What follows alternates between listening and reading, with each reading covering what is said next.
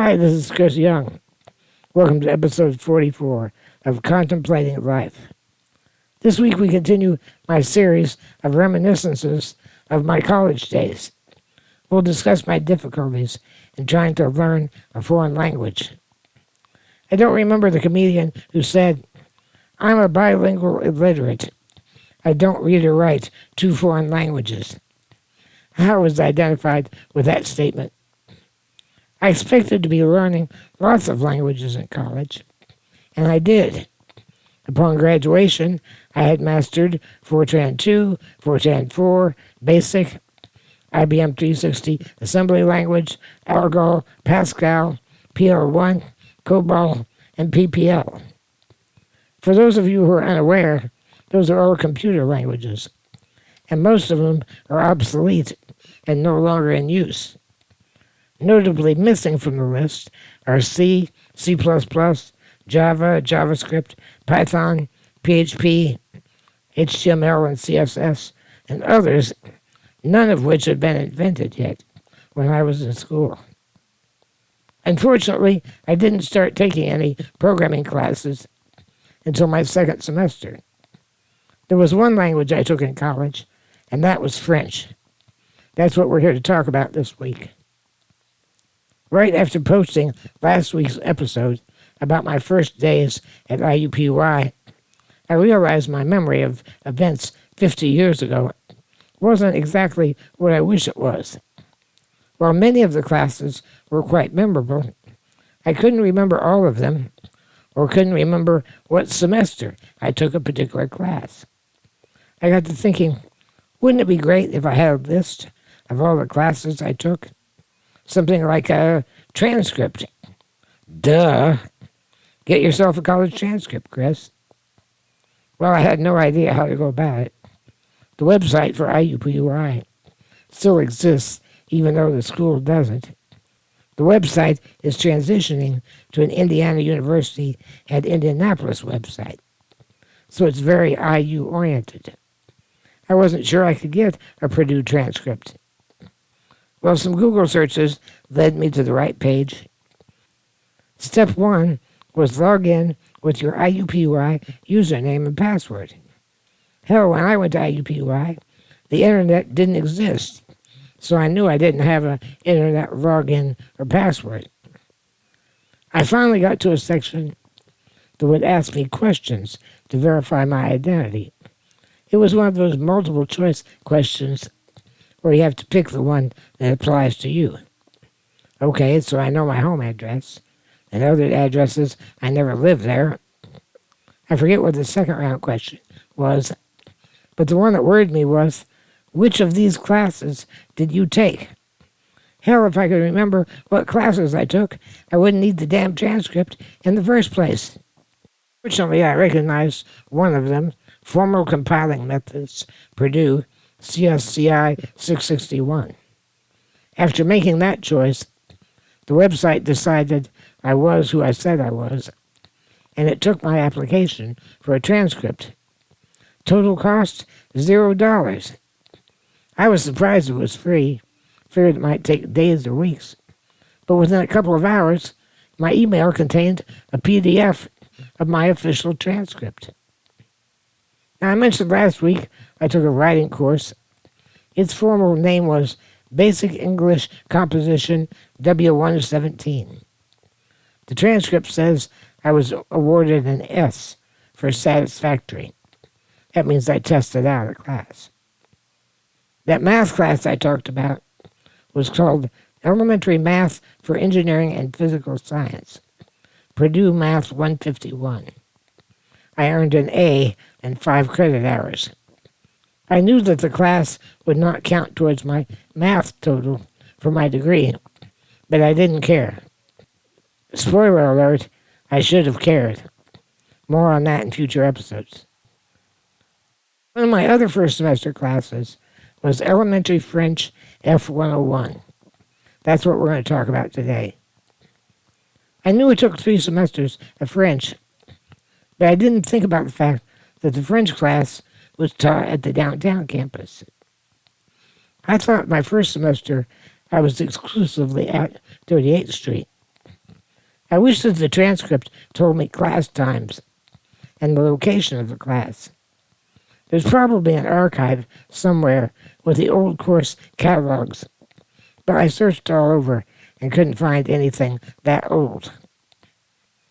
In the semesters where I had classes on both campuses, I would go to one school in the morning, transfer to the other campus around dinner time, and then take more classes in the evening and come home. When Voc Rehab agreed to pay for my transportation, they would only give me 2 trips per day.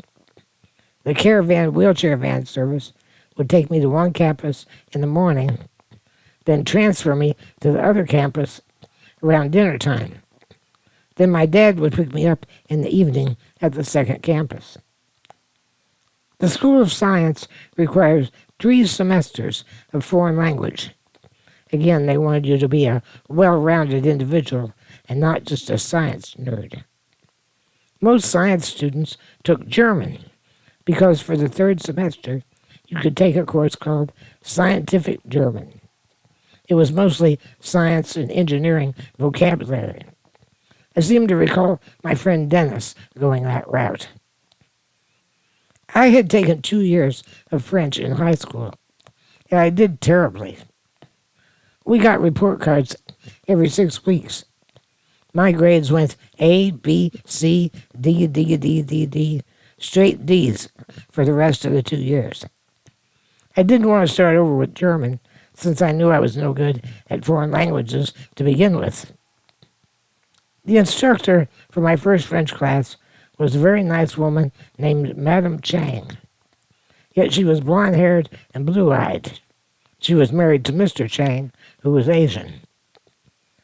She quickly realized I knew some French, even though this was an introductory course, and most of the students had no previous experience.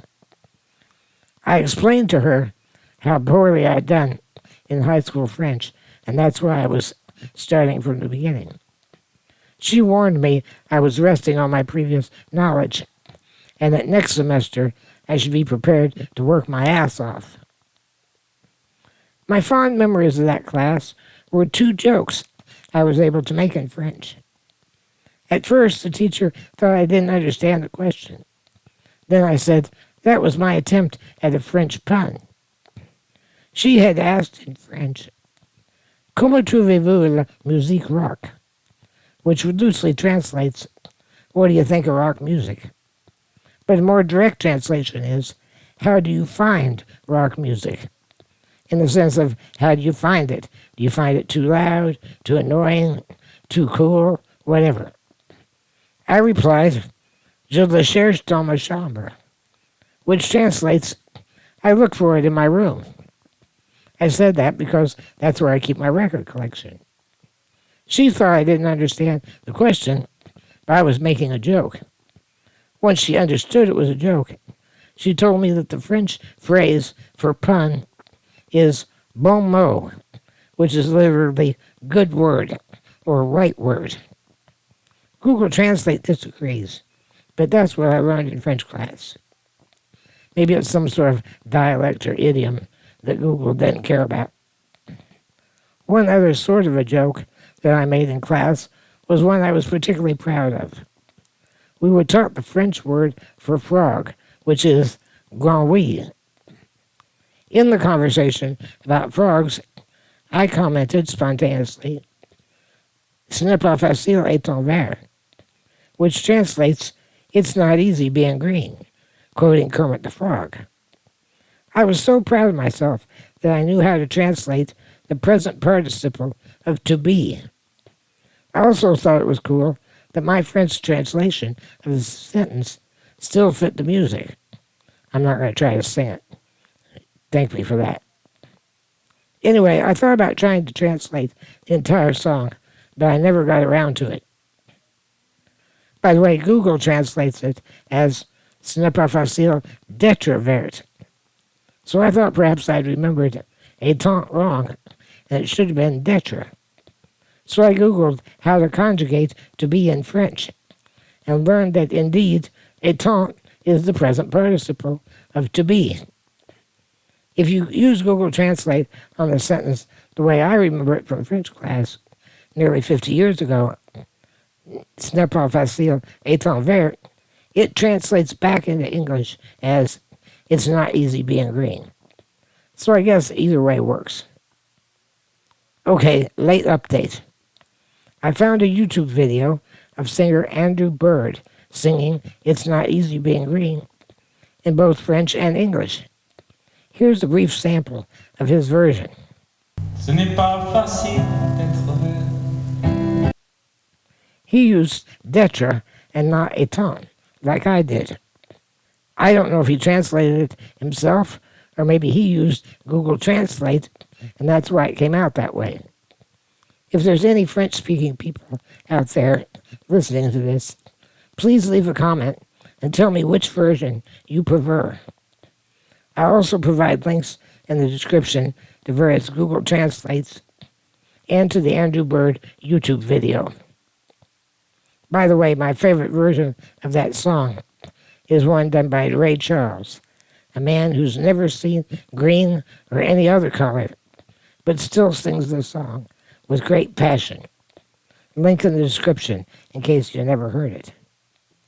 Although I never got around to translating the entire Kermit the Frog song into French.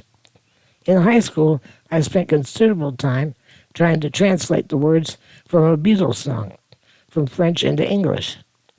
The 1965 Beatles song, Michelle, from the album Rubber Soul, contains the lyrics, Michelle, my belle, these are words that go together well, my Michelle. Okay, I already knew my belle means my beautiful or my beauty. Then the song continues, Michelle, my belle, sont les mots qui vont très bien ensemble, très bien ensemble. So one day in high school, I sat down with my French-English dictionary and tried to translate sont les mots qui vont très bien ensemble.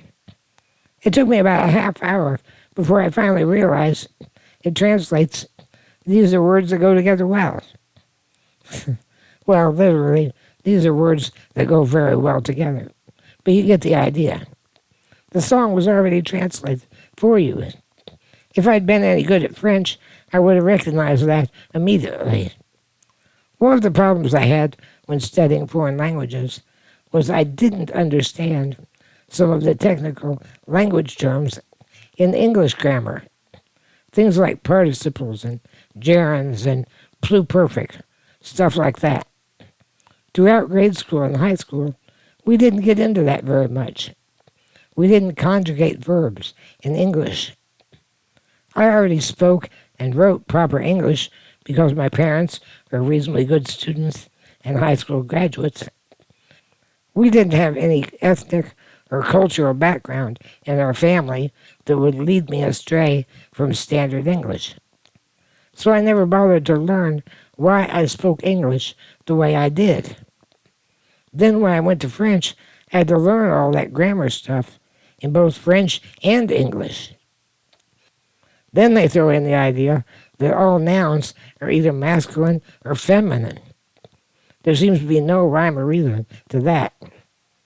I was constantly struggling to figure out the gender of inanimate objects. I wonder how they're handling that kind of stuff these days when gender seems to be so fluid. Can tables be both masculine and feminine? What are your pronouns, tables? Anyway, my college transcript reports I was awarded a B in my first semester of French. Now, my second semester wasn't as difficult as Madame Chang suggested it would be. I had this little old lady for a teacher. Her name escapes me. She stood about 4 feet tall and could not have weighed 90 pounds, dripping wet. When she walked, she shuffled her feet, reminiscent of the way that Tim Conway used to play that old man in the sketches on the old Carol Burnett show. She was a very easy teacher. I wasn't so much relying on my previous high school experience in French as I was that the class was just plain easy. She wasn't tough at all. I distinctly remember I took the class in the evenings at the downtown campus because when my dad came to pick me up one night, he had to hold the door open at Kavanaugh Hall from some little old lady who was too frail to push the door open. I told him, "That lady you held the door for? That was my teacher." He was amazed she could get around the building at all. She was so petite and weak. As part of French class, we were supposed to spend time in the language lab listening to tapes. That would have made me stay very late at the downtown campus. But you could bring them a blank cassette tape, and they would speed copy their lessons onto your tape at double speed. When you played them back, they came out normal. I persuaded them to let me use the tape copies to fulfill my requirements. The guy in the lab checked off my name and gave me credit for picking up the tape copies, but I don't recall ever listening to a single one of them. One of the things the second semester teacher praised me for was my excellent pronunciation, which in her opinion was the best in the class. I suppose in that respect I was resting on my previous experience in that regard. Transcript says, second semester, I also got a B. Now I remember this funny story told by a gal. I don't remember if it was my second or third semester French class. She said that for one summer during high school, she participated in a foreign student exchange program. She went and lived with a French-speaking family in Canada, and the French-speaking student came to America in the exchange program. It was an opportunity to immerse herself in a French-speaking culture. She said it was an enjoyable experience. And although it was in Canada and allegedly bilingual, the family spoke nothing but French. On the eve of her departure, they prepared a lavish dinner as a farewell gesture. At the end of the meal, she leaned back in her chair, patted her stomach, and declared, "Je plains," which was her way of saying, "I'm full." The entire family was shocked and began talking so rapidly she couldn't understand what they were saying. She didn't realize that that particular way of saying your belly was full was an idiom for saying, "I'm pregnant." They thought she was making some big announcement with a smile on her face, like it was something to be proud of. After being responsible for the girl's well-being, they were terrified she'd gotten herself in trouble on their watch. She eventually learned that the proper phrase under those circumstances was "Je suis satisfait," which translates more directly as "I'm satisfied" or "I'm sated." Hearing that story made suffering through all those French classes worth it. It's one of my fondest memories from my college days. Finally, in my third semester, my luck ran out. According to my transcript, the class was called Second Year Comp and Reading F203. I'm not sure what comp meant, perhaps conversation and composition. I just remember it was mostly reading short stories in French. We had a professor named Dr. Burke, who was a former Jesuit priest. He had lived and worked in France for many years. He was the most arrogant, pain-in-the-ass stickler for perfection that I've ever met. Although I was top of the class in pronunciation in my second semester, he thought my pronunciation was absolutely horrible. He corrected me constantly. He also had a horrible reputation with female students. Legend said he always picked one girl in the class who he would berate viciously. It was as though he was determined to get her to cry on a regular basis, till she eventually dropped the class. Someone said they kept a stack of forms in the foreign language department that were already filled out to drop out of or transfer from Dr. Burke's class. There was further speculation that gender female was already checked on those forms. That's the extent to which he had a reputation with female students. Now, I was maintaining a D average on the homework and the quizzes, but I absolutely had to pass this class to graduate. At one point, about 2/3 of the way through the semester, I stopped by his office. I told him, "You and I both know I'm not any good in this class, and I have no motivation to get better, but I absolutely have to pass to get my degree. I show up every day, I do the work, I put in minimal effort, and you're giving me D's consistently. Can you promise me that if I continue to show up to every class, do every assignment, and produce work at the same horribly substandard level that I've been doing, that you will give me a D for my final grade?" He says, "Yes, I can promise you that." I thanked him, left his office, and continued to perform terribly in his class, and I was awarded my promised D. The class wasn't really that terrible. I did enjoy a couple of the French short stories that we read. When it was all done, I was very happy to be finished with foreign language once and for all, after 2 years of high school and 3 semesters of college French. I still barely know anything of French. Occasionally when someone is speaking French on TV, such as the recent season of Daryl Dixon Walking Dead series, I can pick up a word or two. In hindsight, I wish I had taken Spanish, because my neighborhood and my church have a growing Hispanic population. We have mixed English and Spanish services at St. Gabriel now. According to my transcript, the other first semester class I took was Principles of Sociology S161. It was in that class that I met one of my best friends I ever had, a guy named Mike Gregory. Next week's episode will be a tribute to my dear friend, who sadly is no longer with us. If you find this podcast educational, entertaining, enlightening, or even inspiring, consider sponsoring me on Patreon for just $5 per month. You'll get early access to the podcast and other exclusive content. Although I have some financial struggles, I'm not really in this for the money. Still, every bit helps. My deepest appreciation, as always, to all of my financial supporters. Your support pays for the writing seminar I attend and many other things. But most of all, it shows how much you care and appreciate what I'm doing.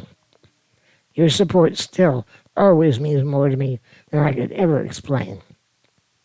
Even if you can't provide financial support, I'm still begging you, please post links and share the podcast on social media so I can grow my audience.